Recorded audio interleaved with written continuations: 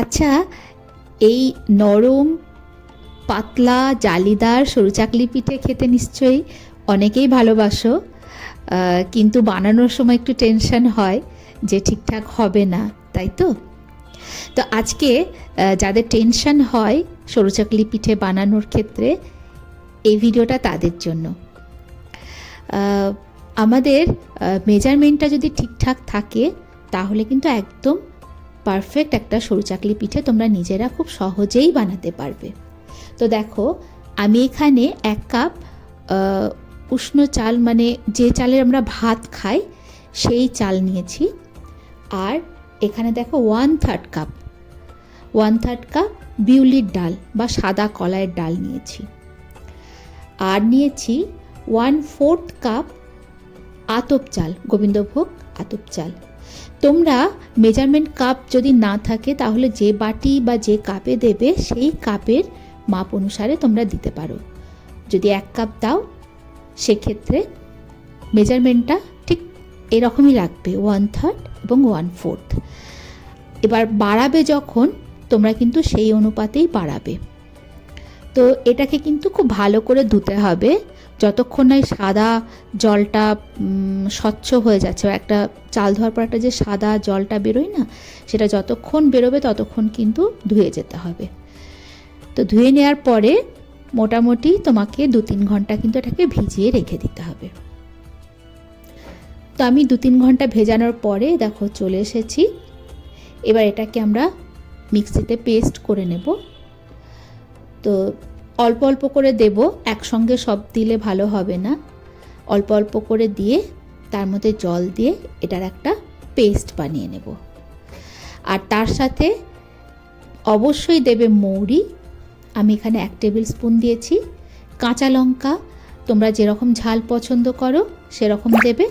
আর দেবে আদা। পেস্টটা কিন্তু একদম যে মিহি হবে তা নয়, একটু কিরকিরে ভাব থাকলেও অসুবিধা নেই। তো আমি এটা 2-3 বারে এটা আমি পেস্ট করে নিচ্ছি।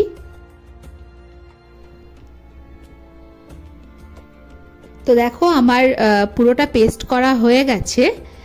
তো এটাকে কিন্তু আমি আরেকটু পাতলা করে নেব।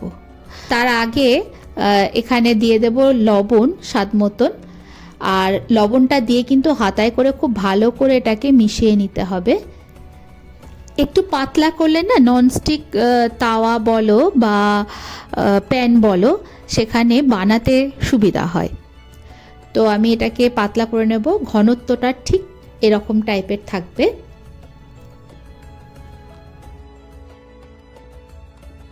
তো আমাদের সরু চাকলির ব্যাটার রেডি হয়ে গেছে। এবার আমরা বানানো শুরু করে দেব।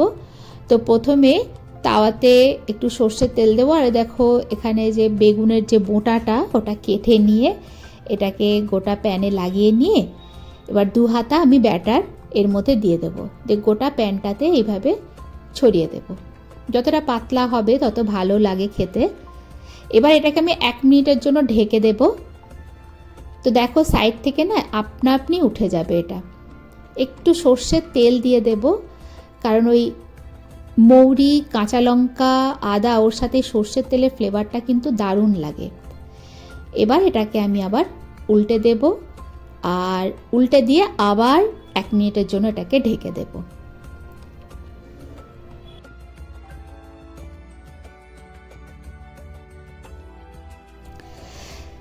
ঠিক এই প্রসেসেই আমি বাকি সমস্ত পিঠেটা বানিয়ে নেব, সরু চাকলি পিঠে।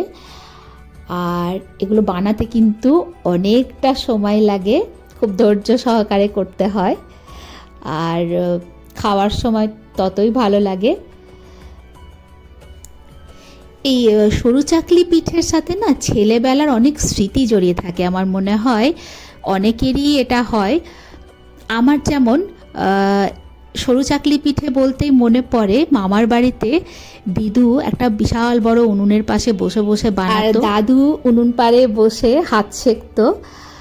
আর আমি আর আমার মামাতো বোন সোমা, আমরা দুজনে ওই বাটি নিয়ে বসে থাকতাম যে কখন প্রথম পিঠেটা উঠবে আর আমরা সেটা নিয়ে হামলে পড়বো আর কি। তো এগুলো যখনই বানাই তখন সত্যি কথা বলতে এই স্মৃতিগুলো না মনের কোণে উঁকি দিয়ে যায়। সেই দিনগুলো তার ফিরে আসবে না, তবে স্মৃতিতে অবশ্যই রয়ে যায়। তো আজকে দেখো আমি সরু চাকলির সাথে কি কি দিয়েছি। খেজুরের গুড় আর খেজুরের গুড়ের রসগোল্লা আর আলু ফুলকপির তরকারি, এই ছিল আমার আজকের আয়োজন। কেমন লাগলো অবশ্যই জানিও। ভালো লাগলে একটা তো লাইক করা যেতেই পারে, তাই না?